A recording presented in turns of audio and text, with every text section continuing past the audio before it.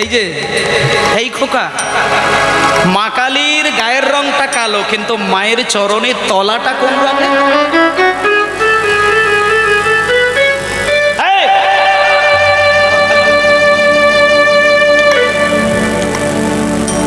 বলছি মা কালীর চরণের তলাটি কোন রঙের?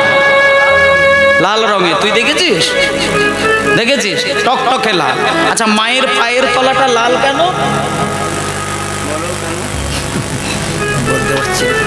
বলে শোন শোন, লাল রং হচ্ছে অনুরাগের প্রতীক, লাল রং হচ্ছে ভালোবাসার প্রতীক। তাই জন্য মা এত বেশি ভালোবাসা দিয়ে জগৎ সংসারকে আপন করেছে, মায়ের সম্পূর্ণ অনুরাগের সাগর মায়ের চরণের তলায় ধরা দিয়েছে। তাই বলছে দেখে যা রে পায়ের শোভা, পা নয় যেন রক্ত জবা। হরি হরি বল। পায়ের শোভা, পা নয় যেন রক্ত জবা। দেখে যা রে পায়ের শোভা, পা নয় যেন রক্ত জবা। তোর রূপের ডালিকে দেখেছে, রূপের ডালিকে দেখেছে, মাতর রূপের ডালিকে দেখেছে সারা ত্রিলোকে। চোখের কাজল সারা হরি হরি মাখিয়ে দিল কে, মাতর চোখের কাজল সারা গায়ে মাখিয়ে দিল কে। মাতর চোখের কাজল সারা গায়ে মাখিয়ে দিল কে। মাতর চোখের কাজল সারা গায়ে মাখিয়ে দিল কে। বাহ! সবাই মিলে এইবার বলুন শ্রী গুরু নিতাই গৌর পরমানন্দে হরি বল। তাহলে মা কত সুন্দর দেখুন, গৌরাঙ্গকে খুশি করার জন্য, তার সেবার জন্য যতগুলো নিয়মের মধ্যে বিশেষ বিশেষ নিয়মগুলো আমরা অনুসরণ করে নিলাম। ব্যাস, গৌরকে আমরা কাছে পাওয়ার কৌশলটা জেনে নিলাম। এইবার গ্রামে যেহেতু মায়ের প্রতিষ্ঠা দিবস হচ্ছে আজকে, প্রতিষ্ঠার দিন, তাই মাকেও কিন্তু আমরা নানান দিক থেকে কিন্তু একটু ডেকে নিলাম। কারণ অনেক জায়গায় দেখবেন মা কালীর ভক্ত আর কৃষ্ণের ভক্ত, দুই ভক্তের মধ্যে কিন্তু একটা যুদ্ধ কিন্তু সারা জীবন থাকে। যে ঘরে মা কালীর ভক্ত থাকে সেই ঘরে কৃষ্ণ ভক্ত চট করে ঢোকে না, আর যে ঘরে কৃষ্ণ ভক্ত থাকে সেই ঘরে মা কালীর ভক্ত ঢোকে না। কেন ঢোকে না? সেখানে একটা যুক্তি রয়েছে। যারা কৃষ্ণ ভক্ত হয় তাদের গলায় দেখবেন তুলসী কাঠের মালা থাকে, আর যারা কালীর ভক্ত হয় তাদের গলায় কি তুলসী মালা থাকে কি? হ্যাঁ, কালীর ভক্ত শিবের ভক্তের গলায় দেখুন, আমার গলায় আছে এই যে রুদ্রাক্ষের মালা। যারা কৃষ্ণ ভক্ত তারা সাদা পোশাক পছন্দ করে, আর যারা কালীর ভক্ত তারা লাল টকটকে পোশাক পছন্দ করে। যারা কৃষ্ণ ভক্ত তারা চন্দন গায়ে মাখে, আর যারা কালীর ভক্ত তারা সিঁদুর গায়ে মাখে। যারা কৃষ্ণ ভক্ত তারা নিরামিষ খায়, আর যারা কালীর ভক্ত, এবার আপনারা বলুন, আমি বলবো না। কালীর ভক্ত সব কিছুই বালাই নেই, বলে দাঁড়াও। জমিদারের কন্যা রূপে জন্ম হইল, জমিদারের কন্যা রূপে জন্ম হইল, জমিদারের কন্যা রূপে জন্ম লভিল। আরে পিতা মাতার স্নেহ সাগরে বাড়িতে লাগিল, পিতা মাতার স্নেহ সাগরে বাড়িতে লাগিল। পিতা মাতার স্নেহ সাগরে বাড়িতে লাগিল। এই এইবার আস্তে একটু আসতে পারি ভক্তমণ্ডলী মায়েরা, আজকে আমরা এইখানে যে ভক্তের জীবন কথা শুনবো, বিশেষ করে আমি মায়েদেরকে একটু অনুরোধ করব, আপনারা খুব গুরুত্ব দিয়ে কথাগুলো শুনবেন। এখানে যে বাড়িতে কন্যা সন্তান আছে তারা এই জায়গাটা শুনতে শুনতে তার নিজের জীবনটাকে কিন্তু তৈরি করতে পারবেন। অনেকে দেখবেন না একটু মনে মনে চিন্তা করে যে না, শুধু মেয়ে সন্তান নিয়ে জীবনে ঠিক হয় না, কিছু ছেলেদেরও প্রয়োজন হয়। এখন ব্যাপারটা হচ্ছে ছেলে মেয়েটা বড় জিনিস নয়, তোমার গর্ভে যদি কন্যা সন্তান আসে তুমি তো তাকে ফেলে দিতে পারবে না। আর একটা কথা হচ্ছে, একটা মানুষ কোনোদিন পুত্র আর কন্যার ভেদাভেদ জ্ঞান করে না। আমাদের মধ্যে একটা ওই সংকীর্ণ একটু চিন্তা রয়েছে যে ছেলে যদি সংসারে না হয় বুড়ো বয়সে হয়তো আমরা না খেতে পেয়ে মরবো, এটা অনেকের একটা বাসনা থাকে। যে এক নম্বর হচ্ছে ছেলে না হলে বৃদ্ধ বয়সে খেতে পাবো না, আর দুই নম্বর হচ্ছে ছেলে যদি না হয় বংশ রক্ষা হবে না। কিন্তু মা কপালে যদি আপনার ভাতের থালাটা থাকে, আপনার গর্ভে ছেলে না হলেও আপনি না খেতে পেয়ে মরবেন না।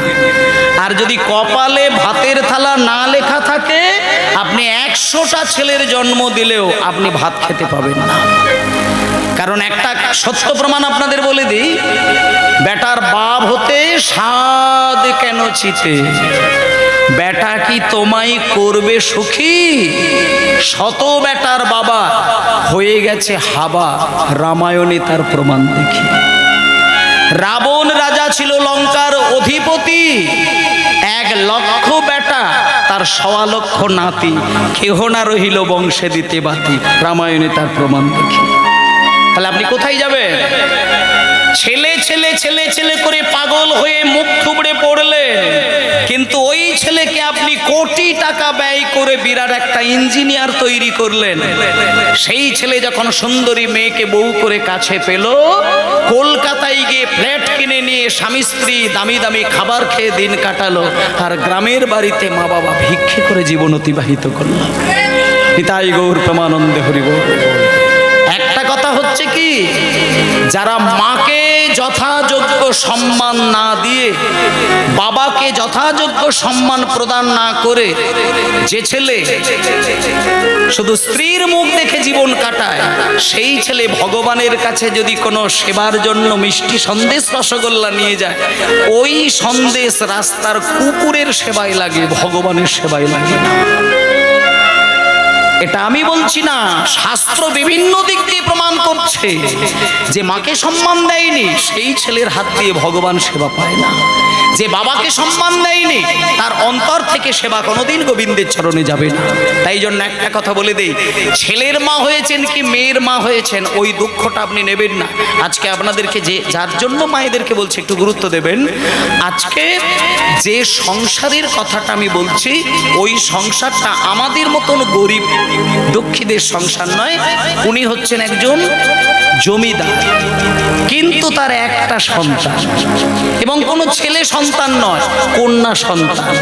এবার সেই জমিদার ওই নিজের কন্যা সন্তানটিকে যেদিনকে পেলেন, সেই দিনকে বাবা এত আনন্দ পেয়েছে, মনে মনে চিন্তা করলেন, আমার যেহেতু একটা কন্যা সন্তান জন্ম হয়েছে, তাই আমার আর কিচ্ছু দরকার নেই। মায়েরা, সেই কন্যা সন্তানকে বুকে জড়িয়ে ধরে ওই রাজা, ওই জমিদার বাবা সারা জীবন কাটালেন। শুনে নিন এইবার আপনাদের যার বাড়িতে মেয়ে আছে তারা বিষয়টাকে আরো পরিষ্কার বুঝতে পারবেন। বাড়িতে যখন মেয়ের জন্ম হয়, মেয়েটা যখন 5 বছর বয়স থাকে, 6 বছর বয়স থাকে, 7 বছর থাকে, 8 বছর থাকে, 10 বছর পর্যন্ত, 12 বছর পর্যন্ত মা বাবা মোটামুটি মেয়েকে নিয়ে জীবন কাটায়, হাসতে হাসতে, অতটা চিন্তা করে না। কিন্তু ঠিক 14, 15, 16, 17, 18 বছর যখন হয়ে যায়, তখন মায়েদের চিন্তা না হলেও বাবা কিন্তু একটা কথা ভাবে। বাবা মনে মনে মেয়ের দিকে দেখে আর মনে মনে তাকায় যে মেয়ের এবার বিবাহের জন্য চিন্তা করতে হবে। কারণ প্রত্যেকটা প্রত্যেকটা পুরুষ মানুষ জানে যে একটা নারী সে যতক্ষণে বিবাহ না করে তার গর্ভে সন্তান জন্ম না দেবে, সেই সন্তান যতদিন তার গলাটা জড়িয়ে ধরে মা বলে না ডাকবে, নারী জীবন কিন্তু সার্থক হবে না।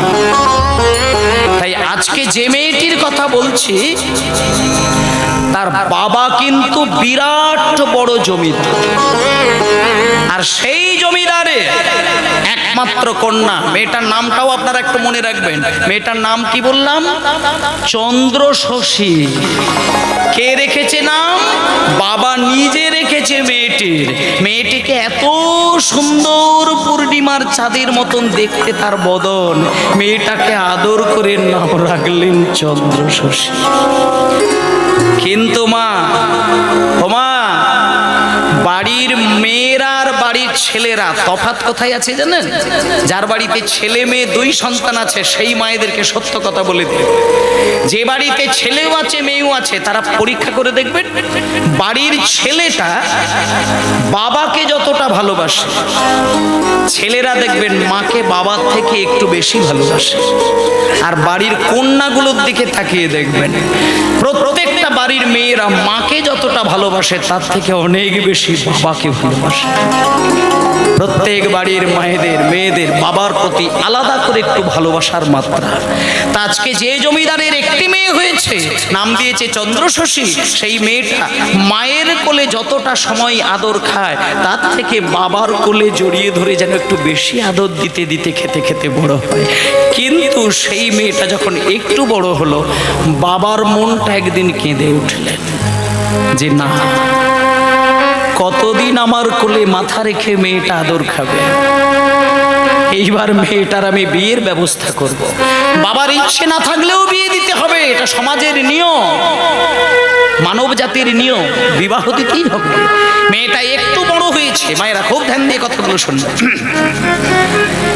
সবে মাত্র একটু বড় হলো, একদিন বাবা চিন্তা করলেন যে আমি মেয়ের বিয়ে দিয়ে দেব। আর মেয়ে যেহেতু সোনার চামচ মুখে করে জন্ম নিল, তাই আমি আমার মেয়েকে যে ছেলের সঙ্গে বিয়ে দেব সেই ছেলেটা যেন আমার মতন জমিদার হয়। আমি মেয়েটাকে আদর ভালোবাসা দিয়ে বড় করেছি। ও দুঃখ কাকে বলে জানে না, ও অভাব কাকে বলে জানে না, ও দরিদ্রের সংসারের প্রভাব সম্পর্কে কোনো ধারণা নেই। তাই আমি আমার মেয়েকে অভাব বুঝতে দেব না, আমি আমার মেয়েকে একটা জমিদারের ছেলের সঙ্গে বিবাহ দেব।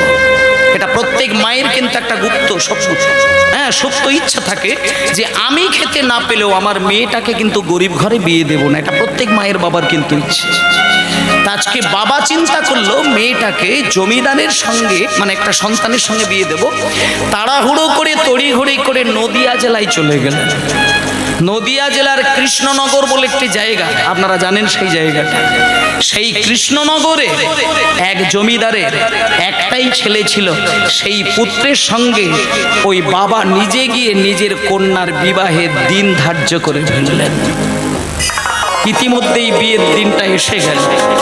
যেদিনকে বিয়ের দিন আসলো সেই দিন সকাল থেকে জমিদার বাড়িতে শত শত লোকের গমনাগমন। কি বিয়ের দিনে দেখবেন আত্মীয় স্বজন, বন্ধু বান্ধব, পাড়া প্রতিবেশী সবাই কিন্তু আনন্দের সঙ্গে বিয়ে বাড়িকে আলো করে রাখেন। কিন্তু মা, বিয়ের দিন, বিয়ের রাত্রিটা সকলেই আনন্দ করে। বিয়ের পিড়িতে যখন শুভ দৃষ্টি হয়ে যায় ছেলে মেয়ে, সকালটা যখন হয়ে যায়, তখন আপনারা খেয়াল করে দেখবেন সবার চোখের দিকে তাকিয়ে দেখবেন, ঠিক ঠিক সকালবেলা যখন কন্যা বিদায় নেয়, তখন মা বাবা শুধু নয়, পাড়ার প্রত্যেকটা মানুষের চোখ থেকে দেখবেন অশ্রু বিগলিত হয়। আর আজকে এই মেয়েটা চন্দ্রশশী, সে তো মায়ের থেকে বেশি বাবাকে ভালোবাসে। সে স্বামীর হাত ধরে বিদায় নেবে, বাবাকে ছেড়ে দিয়ে এটা সহ্য করতে পারল না।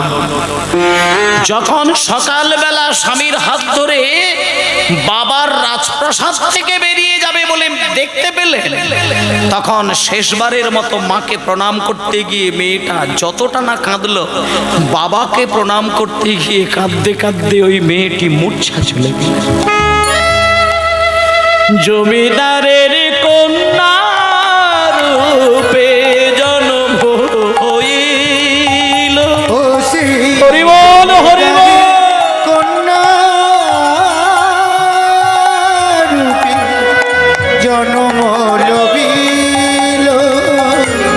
জমিদারের কন্যা রূপে জন্ম হইল,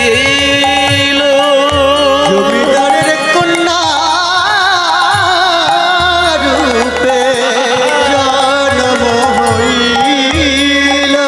ওই পিতা মাতার স্নেহ সাগরে বাড়িতে লাগিল, পিতা মাতার স্নেহ সাগরে বাড়িতে লাগিল। পিতা মাতার স্নেহ সাগরে হরি হরি বল, হরি হরি বল। পিতামাতার স্নেহ সাগরে বাড়িতে লাগিল। কাঁদতে কাঁদতে কাঁদতে কাঁদতে বাচ্চা মেয়ে, খুব বড় কিন্তু হয়নি। শোনে, তখনকার দিনে মেয়েদের ছোট্টবেলায় বিয়ে দিয়ে দিতেন। ওই বাচ্চা মেয়েটি ভাবতে পারলো না যে বাবার কোলে মাথা রেখে, বুকে মাথা রেখে বাবার আদর খেতে খেতে এতগুলো বছর বড় হলো, সেই বাবাকে প্রণাম করে আরেকটা ছেলের হাত ধরে বেরিয়ে যেতে হবে। মেয়েটা মেনে নিতে পারলো না।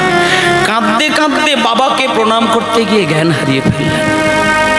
বাবা মেয়েটার মাথায় হাত দিয়ে জলের ছিটে দিয়ে জ্ঞান ফিরিয়ে দিয়ে মেয়েকে বুকের মাঝে জড়িয়ে ধরে বলছে, মারে কাঁদিস না, কাঁদিস না, কাঁদিস না মারে, তুই কাঁদিস না। শোন, একটা কথা বলি, শোন, প্রত্যেকটি মেয়ের পরের ঘরে জন্ম নিতে হয়। এতদিন যে তুই আমাদের বাড়িতে মানুষ হলি, তুই এটা জেনে রাখ, তুই কিন্তু পরের বাড়িতে জন্ম নিয়েছিস। আমি তোর বাবা, এই তোর পাশে দাঁড়িয়ে রয়েছে মা, আমাদেরকে তুই ভুলে যা। এই এতদিন পরে তুই নিজের মানুষকে দেখতে পেলি, এবার এই নিজের মানুষকে আপন করে নিয়ে তুই আপন ঘরে গিয়ে তুই নিজের ঘরটাকে সুন্দর করে সাজা মা। তবে হ্যাঁ, একটা কথা বলি, যদি জীবনে কোনোদিন দুঃখ কষ্টের মধ্যে পড়িস, আমি তোর বাবা, আমি তোকে কথা দিয়ে দিলাম, একটুখানি খবর দিবি, আমি কটা দিন তোর কাছে গিয়ে থেকে আসবো। কোনো দুঃখ হবে না, আমি বাবা হয়ে তোকে আশীর্বাদ দিলাম, কোনোদিন তোর দুঃখ হবে না, আমি তোকে আশীর্বাদ দিয়ে দিলাম। মেয়েটা বেরিয়ে গেল। খুব ধ্যান দিয়ে কথাগুলো শুনবেন, আস্তে। যখন ওই আস্তে বাবা, মাইক বাবা, মাইক বাবা, এখানে কথা বলবেন, কথা বলবেন, এখানে কথা নয়। যখন ওই ছোট্ট মেয়েটা বাবা মাকে প্রণাম করে কাঁদতে কাঁদতে কাঁদতে কাঁদতে স্বামীর হাত ধরে বেরিয়ে গেলেন, কয়েক ঘন্টা পথ যেতে যেতে যেতে যেতে যখন স্বামীর বাড়িতে প্রবেশ করছে, চন্দ্রশশী দেবী কিন্তু একটা জিনিস দেখে একটু শান্তি পেল। আমার বাবার যেমন বাড়িটা ছিল বিরাট একটা বাড়ি, জমিদার বাড়ি, আর স্বামীর ঘরে ঢুকতে গিয়ে দেখছে স্বামীর বাড়িটাও বাবার বাড়ির মতন বিরাট একটি বাড়ি। অন্তত বাড়িটাকে সুন্দর দেখে চন্দ্রশশী দেবী ভাবলো, আমার বাবার মতন আমার স্বামীও জমিদার, অসুবিধে নেই, কোনো অভাব নেই। হ্যাঁ, দামি দামি সোনার জিনিস, দামি দামি শাড়ি, বিরাট বড় একটা রাজপ্রাসাদ, বিরাট উঠোন, বড় বারান্দা, বড় বড় ঘর, জমি জায়গা, কোনো কিছু অভাব নেই। দিনে দিনে দিনে দিনে দিনে দিনে মাস কেটে যায়। আপনারাও তো স্বামীকে ভালোবাসেন, আর ওই ছোট্ট বাচ্চা মেয়ে চন্দ্রশশী দেবী, সেও কিন্তু তার স্বামীকে ভালোবাসছেন। তবে স্বামীকে স্বামী মনে করে নয়, স্বামীকে স্বামী দেবতা বলে তিনি কিন্তু হৃদয় সিংহাসনে বসিয়ে রেখেছেন। আর আলাদা করে কোনো ভগবানের কাছে ধূপ দেওয়া, আলাদা করে কোনো তুলসী তলায় প্রদীপ ধরানো, এটা কিন্তু ওই চন্দ্রশশী দেবী কোনোদিন করেনি। চন্দ্রশশী দেবীর নিয়মিত কাজটা শুনে নিন একটুখানি। হ্যাঁ, সারাদিনের মধ্যে সময় করে স্বামী সেবা করে, সারাদিনের মধ্যে দামি দামি শাড়িগুলো আলমারিতে গুছিয়ে বাগিয়ে রাখে, আর ওই দামি দামি অলংকারগুলোকে সাজিয়ে সাজিয়ে লকারে রাখে। কিন্তু সকাল সন্ধ্যা কোনো টাইমই ওই মেয়েটা কিন্তু ধূপ ধুনো দেয়নি, এটা তার বাবা শেখায়নি। ধীরে ধীরে দেখতে দেখতে 6টা মাস, 7টা মাস, 8টা মাস, 9টা মাস করে কেটে যায়। কিন্তু মায়েরা, মেয়েটার কপালটা ভালো নয়। বাবাকে ছেড়ে মাকে ছেড়ে দিয়ে স্বামীর হাত ধরে নিজের বাড়িতে এলেন। এত বিরাট রাজবাড়িটাকে নিজের হাতের মুঠোই করে নিয়ে সাজাতে শুরু করলেন। স্বামীকে রান্না করে খাওয়ানো শিখে গেলেন। রাত দিন স্বামীর পদসেবা করতেও শিখে গেলেন। স্বামীকে ভালোবাসতে শুরু করলেন। স্বামী সুখে ঘর করতে শিখে গেলেন। কিন্তু কপালটা মেয়েটার ভালো নয়। মাত্র কটা বছর কটা মাসের পরেই ওই ছোট্ট মেয়েটি স্বামীকে চিরকালের জন্য হারিয়ে ফেলল। মাত্র কটা মাস পরে ওই ছোট্ট চন্দ্রশশী দেবী স্বামীকে হারিয়ে ফেললেন। জমিদার মারা গেলে, যখনই স্বামী মারা গেছে, চন্দ্রশশী দেবী কাঁদতে কাঁদতে মামা বলিয়া শশী অঙ্গয়া ছাড়িল। হরি হরি বল।